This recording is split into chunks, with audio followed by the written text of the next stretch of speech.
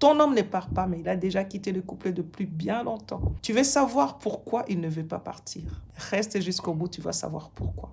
Ton homme ne part pas, mais tu sais bien aussi qu'il n'est plus là. Beaucoup de femmes se demandent pourquoi il ne veut pas partir alors qu'il n'y a plus rien entre nous. Ton homme ne reste pas parce qu'il t'aime. Ton homme ne reste pas parce qu'il y a des enfants. Plusieurs hommes restent à cause des raisons logistiques. Les hommes, ce sont des êtres logiques, réalistes, factuels, contrairement aux femmes.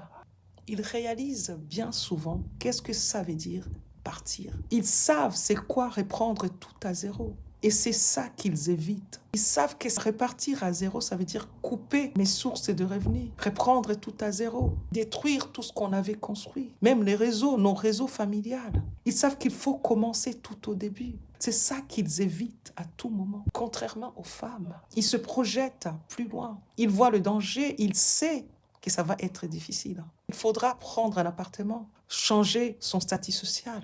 Il sait que ça va être dur. Il sera obligé de tout commencer à zéro. C'est ça qu'il va éviter, contrairement à la femme. La femme, c'est un être émotionnel. Elle veut arrêter la douleur tout de suite. Elle ne se projette pas souvent. Elle ne voit pas le danger. Elle ne voit pas que ça va être dur d'élever les enfants toute seule. Elle ne voit pas que ça va être dur de garder les enfants toutes seules. Lorsqu'il n'y aura personne pour les récupérer pour la crèche. Lorsqu'il n'y aura personne pour prendre les congés maladie parce qu'elle sera obligée de les garder toute seule.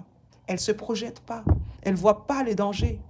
Elle agit par douleur. La femme agit par douleur. J'ai mal, il faut que j'arrête. Elle ne réalise pas souvent les conséquences que cela peut engendrer parce que là, la douleur est intense. Ma question sera celle-ci. Pourquoi un rationnel et un émotionnel ne peuvent pas trouver un terrain d'entente pour le bien de leur couple ou pour la transmission de leurs enfants? Tu te reconnais dans ce que je dis? N'hésite pas de prendre rendez-vous ou me poser des questions si tu as besoin d'aide. Prends rendez-vous. Que Dieu te bénisse.